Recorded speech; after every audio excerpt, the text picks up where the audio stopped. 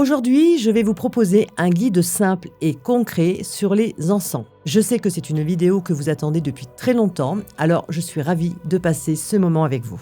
Nous allons donc voir ensemble ce que sont réellement les encens, à quoi ils servent et comment choisir une senteur qui vous correspond selon l'énergie que vous voulez installer chez vous. L'objectif, c'est que vous compreniez ce que vous achetez, comment l'utiliser et surtout comment choisir un encens qui vous correspond vraiment. Je vais aussi vous parler de l'histoire des encens parce que ce n'est pas une mode récente. Les encens, en effet, sont utilisés depuis des siècles dans différentes civilisations. Comprendre d'où ça vient aide aussi à mieux comprendre pourquoi, encore aujourd'hui, l'encens a autant de place dans certaines pratiques. Et je préfère le dire dès le départ, parce que c'est la base de tout. Faire brûler de l'encens sans poser une intention précise, ça ne sert à rien, hormis mettre, on va dire, une bonne odeur chez vous. Voilà, c'est le seul intérêt. De ce fait, nous allons voir que l'intention, c'est ce qui donne la direction. Et l'encens devient l'outil qui vient soutenir cette direction. Je vais alors vous expliquer clairement comment poser une intention efficace quand vous faites brûler de l'encens.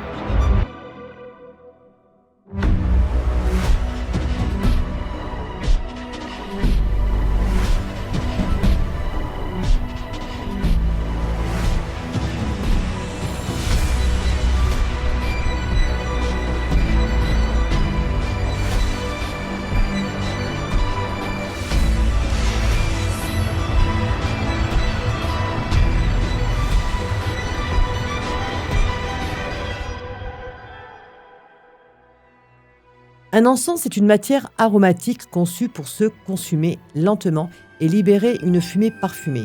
Cette fumée transporte des molécules odorantes et c'est exactement ce qui va donner une vraie atmosphère à une pièce. C'est pour ça qu'un encens peut changer l'ambiance en quelques minutes, même sans musique ou sans lumière particulière. La matière qui brûle peut venir de plusieurs familles.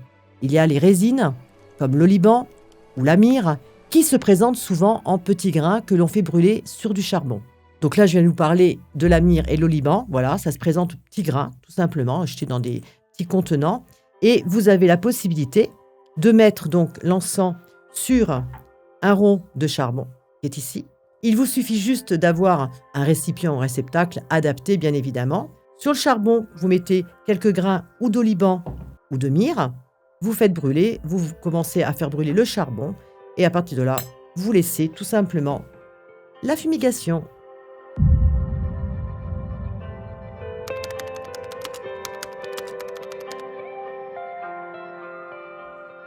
Vous avez également les bois, comme le santal ou l'oud, ou également le palo santo, qui donnent des senteurs plus rondes, plus profondes. Comme vous pouvez le constater, voilà le palo santo, comment ça se présente. Donc, on parlait de bois, donc là vous avez l'indication. Il y a aussi les plantes et les herbes, comme la lavande ou certaines fumigations qui créent une ambiance plus végétale, plus légère ou plus fraîche selon les cas. Et enfin, il existe des mélanges prêts à l'emploi sous forme de bâtonnets, de cônes, qui combine plusieurs ingrédients pour obtenir une senteur précise. Alors là, j'ai deux exemples. Voilà les bâtonnets que tout le monde normalement connaît. Après, c'est une histoire de goût et de vouloir tout simplement d'utilisation selon également le réceptacle que vous avez chez vous. Selon la forme que vous choisissez, l'expérience n'est pas la même. En effet, un bâtonnet, par exemple, est pratique et régulier, mais peut être plus ou moins fumant selon sa composition. Une résine sur charbon, comme on a vu tout à l'heure, est plus utilisée dans les rituels, mais demande par contre un peu plus d'attention. Et un cône brûle plus vite et peut donner une fumée plus concentrée sur un temps beaucoup plus court.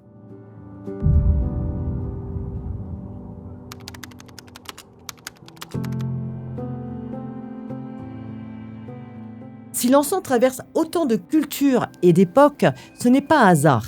D'abord, il y a l'aspect sensoriel, très concret. L'odorat est l'un des sens les plus puissants pour déclencher une émotion et raviver un souvenir. Une simple senteur peut vous détendre, vous recentrer, vous apaiser ou au contraire, vous donner un élan en quelques secondes. C'est aussi pour ça que l'encens est souvent associé à des moments précis de la journée parce qu'il crée justement un repère. Votre cerveau finit par comprendre que cette odeur signifie « je ralentis, je me pose ou je me reconnecte ». Ensuite, il y a l'aspect symbolique. Et là encore, c'est quelque chose qu'on retrouve partout. Dans beaucoup de traditions, la fumée est vue comme un lien avec l'invisible. Elle monte, Elle se diffuse, elle enveloppe un lieu et elle donne une sensation de transformation de l'espace. Brûler de l'encens, c'est souvent une manière de purifier, de consacrer, de marquer une transition ou de signaler que l'on entre dans un moment différent du quotidien à travers une prière, une méditation, un rituel, une cérémonie ou simplement un temps pour soi. Et c'est exactement pour ça que l'intention est si importante. Sans intention, l'encens reste une odeur. Avec une intention, il devient un support. Il va vous aider à mettre votre attention au bon endroit et à imprimer l'énergie que vous voulez y installer. Et plus vous répétez ce schéma, plus votre esprit associe naturellement cette senteur à l'état que vous cherchez à créer, ce qui rend l'encens de plus en plus efficace dans votre pratique.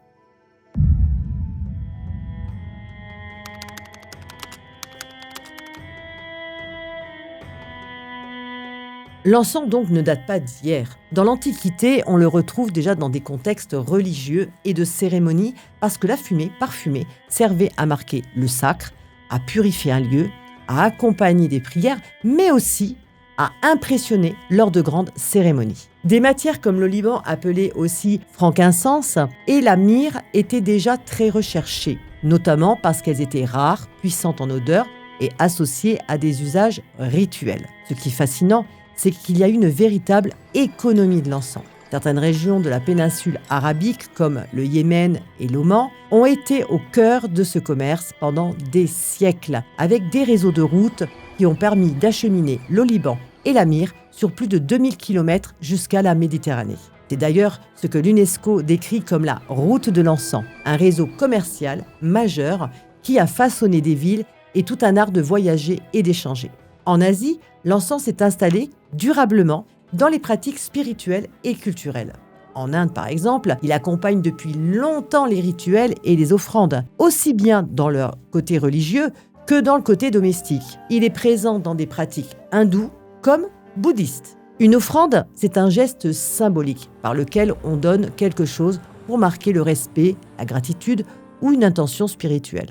Ce n'est pas la valeur de ce que l'on offre qui compte, mais le sens du geste. Dans ce cadre, l'encens peut être une offrande parce que sa fumée sert à honorer un lieu, une prière, une présence ou simplement à consacrer un moment. En parallèle, en Chine, l'encens est aussi utilisé dans les cérémonies, les hommages aux ancêtres par exemple, et certains rites du quotidien. Des brûle-encens très anciens étaient utilisés au XIe siècle, ce qui montre à quel point les encens sont ancrés dans le temps. On retrouve aussi l'usage de fumée aromatique dans des cultures indigènes avec des intentions très précises et des cadres culturels propres. En Mésoamérique, par exemple, les Mayas utilisaient le copal. La fumée de copal accompagnait les grandes cérémonies et des encensoirs ont été retrouvés dans de nombreux lieux rituels. Un encensoir, c'est un récipient conçu pour brûler de l'encens en toute sécurité. Dans les pratiques, ça sert à contenir la chaleur, à récupérer les cendres et à laisser la fumée se diffuser sans risque. Selon le type d'encens, ça peut prendre plusieurs formes. Un petit support pour bâtonner, un brûleur pour cône ou un encensoir plus profond, souvent en métal d'ailleurs ou en céramique, pour brûler des résines sur charbon.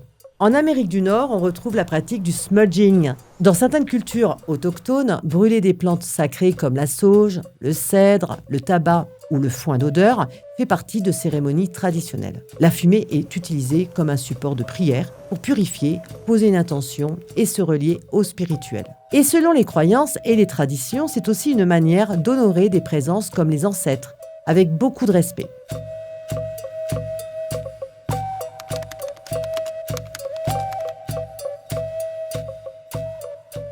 Nous allons maintenant voir quels sont les différents encens qui existent de nos jours et quelle est leur utilité. On va commencer avec l'oliban, qui est aussi appelé frankincense. Il est souvent associé à la purification, à la clarté mentale et à une connexion spirituelle plus élevée. C'est un encens que l'on choisit quand on veut, par exemple, assainir l'atmosphère, calmer le mental et installer une ambiance très posée. Donc c'est ce que je vous disais tout à l'heure.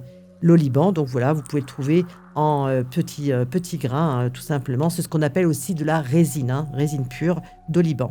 La myrrhe, elle est plus profonde, plus ancrée, plus terre.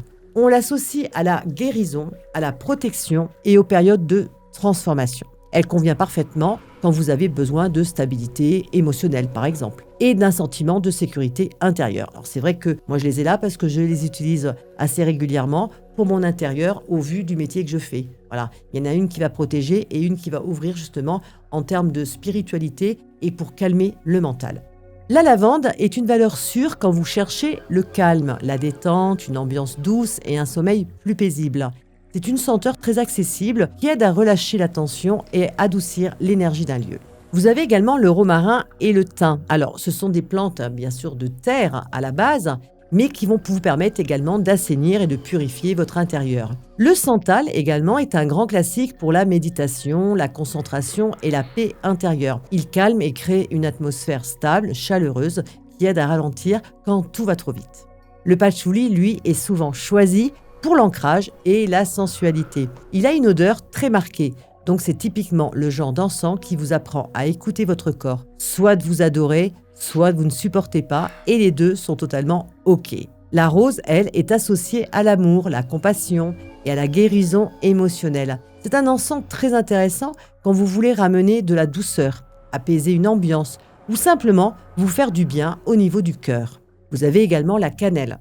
Alors la cannelle, c'est un odorat beaucoup plus chaud, plus stimulant. On l'utilise souvent quand on cherche un regain d'énergie, un élan, une vibration plus dynamique ou une atmosphère plus tonique dans la maison. La sauge blanche est connue pour une purification très puissante, notamment en fumigation. C'est une plante à utiliser avec conscience parce qu'il y a une dimension culturelle autour de son usage. Mais aussi, selon certaines traditions et dans notre approche, elle peut ouvrir, donc le canal, ouvrir énergétiquement un espace de manière trop large si l'intention n'est pas parfaitement posée et attirer des énergies que vous ne souhaitez pas accueillir. Donc, si votre objectif est simplement de nettoyer votre intérieur, il est souvent préférable de choisir des alternatives plus douces et plus simples, plutôt que d'utiliser la sauge. Le Palo Santo, lui, de son côté, est très apprécié pour la purification douce, l'apaisement et le recentrage. C'est le meilleur encens, selon moi, pour purifier et nettoyer un intérieur. La preuve en est, je l'ai avec moi aujourd'hui. Le Nag Champa est l'un des encens du type Champa. Ils sont très populaires pour créer une ambiance relaxante et spirituelle, souvent associée au yoga et à la méditation. C'est un encens très enveloppant, réconfortant. Voilà par exemple le Nag Champa dont je viens de citer. Le Super Hit est souvent perçu comme plus doux, plus sucré, dont il peut être une bonne alternative si vous aimez les encens chaleureux, mais moins intenses. Vous avez également l'oud. C'est une senteur très riche et très profonde. C'est un encens puissant, avec une vraie signature, souvent associée à des ambiances mystiques et très luxueuses. Il ne convient pas forcément à tout le monde, surtout si vous débutez. Les encens thématiques comme le Reiki, Karma ou ayurvédique sont souvent des mélanges conçus pour accompagner une pratique ou une intention. L'important, c'est de ne pas croire que le nom fait tout. Ce qui fait la différence, c'est ce que vous posez comme intention et l'état intérieur que vous cultivez pendant que l'encens brûle.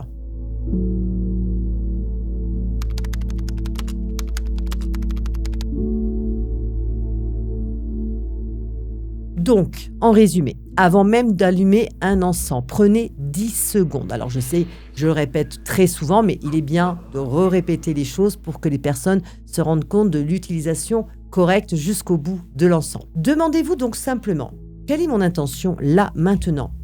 Une intention claire tient en une phrase. Par exemple, je nettoie les énergies lourdes de cet espace. Ou j'invite la paix et le calme dans cet endroit. Ou encore, je me recentre et je me protège. Ensuite, seulement, vous allumez l'encens.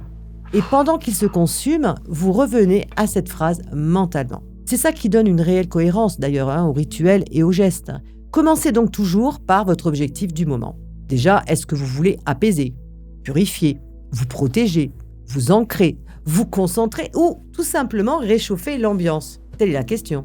Tant que cette question justement n'est pas claire, vous choisissez au hasard et vous risquez de ne pas obtenir l'effet escompté. Ensuite, écoutez votre corps. Si une senteur vous donne mal à la tête, vous irrite, vous écœure ou vous fatigue, ce n'est pas l'encens qui vous correspond. Même s'il est réputé pour faire du bien, votre ressenti reste votre meilleur guide, votre meilleure boussole. Parce que l'encens doit vous faire du bien, pas vous agresser. Enfin, privilégiez la qualité. Un encens très chargé en parfum peut sentir fort et peut devenir vite écœurant. Un encens plus naturel est souvent plus subtil et va sentir moins fort. Donc, le mieux est généralement d'acheter dans une boutique ésotérique ou spécialisée près de chez vous. Dans ce cas, vous pourrez sentir, être conseillé et choisir des produits plus sérieux plutôt que de prendre au hasard sur des sites douteux ou en supermarché.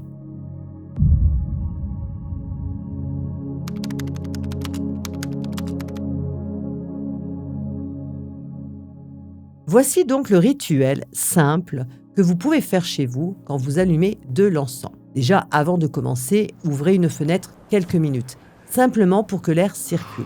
Ensuite, prenez 10 secondes pour formuler votre intention en une phrase claire, comme par exemple « Je nettoie les énergies lourdes de cet espace » ou « J'invite le calme et la paix ». Ensuite, préparez votre support adapté. Idéalement, donc utilisez un porte-encens ou un encensoir stable qui récupère bien les cendres et posez-le sur une surface qui ne craint rien. Ça évite les accidents et ça vous permet d'être serein pendant le rituel. Pour un encens en bâtonnet, allumez l'extrémité. Laissez la flamme prendre quelques secondes, puis soufflez doucement pour l'éteindre. Ce que vous devez obtenir, ce n'est pas une grande flamme, c'est une petite braise rouge qui fume. Si votre encens s'éteint tout de suite, c'est souvent parce qu'il n'a pas eu le temps réellement de s'embraser. Dans ce cas, rallumez-le et laissez la flamme quelques secondes de plus avant de souffler. Et si ça continue, c'est parfois un problème de qualité ou d'humidité du bâtonnet. Donc n'hésitez pas à en tester un autre. Alors nous venons de voir la théorie, donc je vais vous montrer la pratique. Donc je vais vous faire un petit exemple. Là, j'ai pris du Nag Champa tout simplement. Et donc, le fameux bâtonnet dont je vous parlais tout à l'heure. Alors, par contre, petite précision aussi, faites bien attention et n'hésitez pas à bien refermer. D'ailleurs, c'est pour ça qu'il y a toujours un petit bout de scotch. C'est très important. Pourquoi ? Parce que voilà, j'en mets partout. Parce que ça fait plein de petits dégâts quand on l'ouvre déjà. Donc, c'est pour éviter d'en mettre partout à chaque fois parce que c'est un peu granuleux, ça s'effrite un petit peu. Donc, c'est pour également protéger quand vous l'ouvrez, mais également pour la senteur. C'est-à-dire que quand vous le refermez bien, automatiquement, la senteur reste. Il va durer dans le temps pour après quand vous allez utiliser votre bâtonnet. Alors, j'expliquais tout à l'heure, justement, c'est très simple. On prend, voilà, un briquet, ou j'aurais même pu le faire avec la bougie, hein, c'est pas un problème. Voilà, en général, je fais ça pour avoir une petite flamme, voilà, pour que ça prenne bien. Pour générer un petit peu de la braise au bout, vous soufflez. Et comme vous pouvez le constater, voilà, on a la braise, petite braise dont je parlais tout à l'heure. Et là, vous voyez la fumée que ça fait. Et là, on peut nettoyer. Alors, vous pouvez également y mettre donc l'intention, comme je vous disais tout à l'heure, mais il y a aussi le fait de pouvoir tournailler. Voilà. Et pendant que je fais ça, je mets l'intention par rapport à l'endroit où je suis. Là, je suis en studio, comme vous pouvez le constater. Donc, j'exprime tout simplement une protection du lieu avec les personnes qui sont avec moi dans le studio pour la journée, que tout se passe bien. Voilà. C'est aussi simple. Et une fois donc vous avez fait ça, vous trouvez un support, comme je vous l'ai déjà expliqué. Alors là, j'ai pas en effet le support adéquat pour mon bâtonnet. Par contre, je vais le poser là, c'est pas un problème. Et puis vous laissez tout simplement, voilà, votre pièce s'imprégner de la fumée de l'encens que vous avez choisi. On parlait également du Palo Santo, donc dans l'utilisation et comment allumer. Alors c'est vrai que c'est un bout de bois, c'est normal, ça prend plus de temps. C'est pas comme de l'encens, c'est pas du tout comme un bâtonnet ou un cône. Il faut vraiment insister dessus. Donc je vais vous montrer, pareil. Donc même chose que ce qu'on a vu tout à l'heure pour le bâtonnet de l'encens. Je vous rappelle, c'est du bois. Donc là, par contre, il faut être un peu plus insistant. Voilà. Il faut vraiment être patient. C'est comme quand on met une bûche dans la cheminée. Elle ne brûle pas d'un coup parce que ça y est, on a décidé. Alors, vous voyez, moi, je le manipule un petit peu. Bon, j'ai l'habitude aussi maintenant avec le temps. Mais vous retournez, etc. pour bien imprégner. Voilà. Voilà. Et là, vous voyez la fumée. Voilà. Là, la fumée se dégage. Donc, on est vraiment dans la purification totale. Et là, c'est pareil. Petit mouvement, tout simple. Alors, on n'est pas des perchés, on ne va pas faire des trucs autour de la chaise, autour de la table, etc. C'est pas ça qu'il faut faire. C'est tout simplement respecter également le Palo Santo. Je vous rappelle quand même que c'est un bois sacré, donc ça porte bien son nom. Et à ce moment-là, vous passez de pièce en pièce et vous demandez tout simplement l'intention. Je veux que ce lieu soit nettoyé. J'aimerais, s'il te plaît, pouvoir protéger cet endroit. Mets-moi dans une forme de protection. Je vais démarrer bientôt mes consultations, par exemple, etc., etc. Et les petites phrases que vous avez, vous, C'est vous qui décidez, c'est vous avec votre personnalité, ça c'est très important, toujours. Et voilà.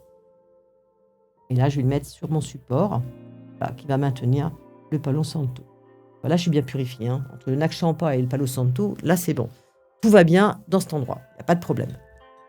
Mais je le dis toujours, il faut toujours ouvrir une fenêtre quand on met de l'encens. Et... L'encens, mais c'est vrai que les gens, ils te posent de l'encens, ils prennent le bâtonnet, ils te mettent dans le... Puis hop, là, ils s'en vont, machin. Ah, quand on a les animaux, c'est encore pire. Quand je mets de l'encens, je ouvre la fenêtre, elle le sait. Hein. En plus, c'est marrant parce qu'elle regarde vers le bâtonnet. C'est bon, ça fume encore ton truc, là. Et puis après, elle rentre.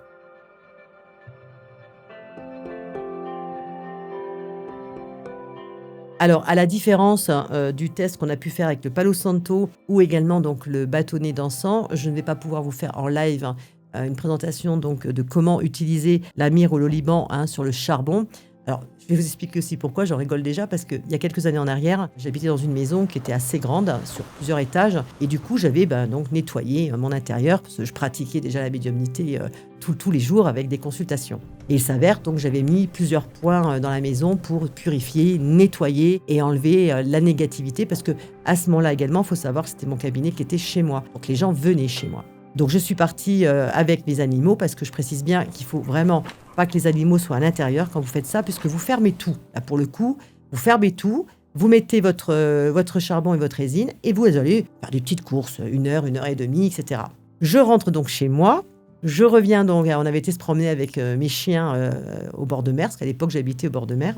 Et quand j'arrive, bien évidemment, ce que je fais, c'est que j'ouvre toutes mes fenêtres, toutes les ouvertures et fermetures de la maison, pour justement aérer. C'est ce que je dis toujours, il faut après faire un grand courant d'air. Donc là, j'ouvre toutes les pièces. Et je sais pas, 10 minutes après, vraiment, mais pas très longtemps, j'ai pas attendu très longtemps, ça sonne à la porte, etc. C'était les pompiers. Parce qu'en fait, j'avais un voisin qui avait une maison un peu plus loin, qui avait vu de loin de la fumée sortir par toutes les ouvertures de ma maison. Il s'est dit, il y a le feu chez elle, il a appelé les pompiers. Donc du coup, je me suis retrouvée avec les pompiers. Donc faites attention, parce que voilà, c'est important aussi de le savoir. Prévenez peut-être vos voisins aussi que vous allez peut-être faire un rituel. Enfin, je sais pas si vous les connaissez, mais c'est pour ça qu'aujourd'hui, je peux pas le faire ici. Je suis en studio. Il est impossible, il faut pas rester à l'intérieur. Et j'ai pas envie qu'à nouveau, on ait les pompiers qui frappent à notre porte dans 10 minutes.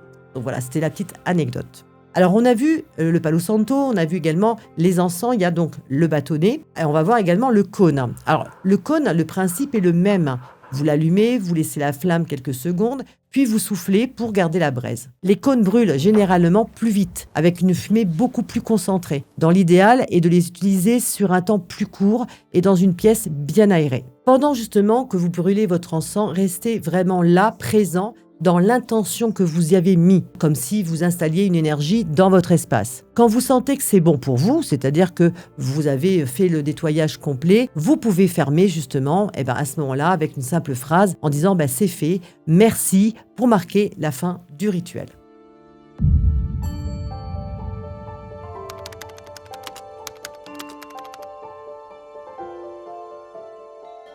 Très important, je le rappelle rapidement parce que c'est important pour moi, un encens c'est de la fumée, donc aérez pendant et après, et gardez loin des enfants et des animaux. Et si vous êtes sensible au niveau respiratoire, adaptez-vous, choisissez des senteurs plus légères, réduisez la durée et évitez complètement si nécessaire. L'objectif c'est que ce soit un soutien, pas une contrainte. En conclusion, si vous deviez retenir une seule chose, c'est celle-ci. L'encens devient vraiment intéressant quand vous l'utilisez avec une intention claire. Sans intention, c'est juste une odeur. Avec intention, c'est un outil qui vous aide à créer une ambiance, un cadre et un moment pour vous. Dites-moi en commentaire quel encens vous préférez utiliser et pourquoi, cela m'intéresse. Si vous souhaitez être éclairé sur une situation, n'hésitez pas à réserver une consultation en visioconférence avec un médium de mon équipe ou moi-même. Le lien du site internet est en description de cette vidéo.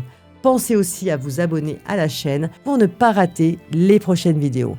Prenez soin de vous et à bientôt.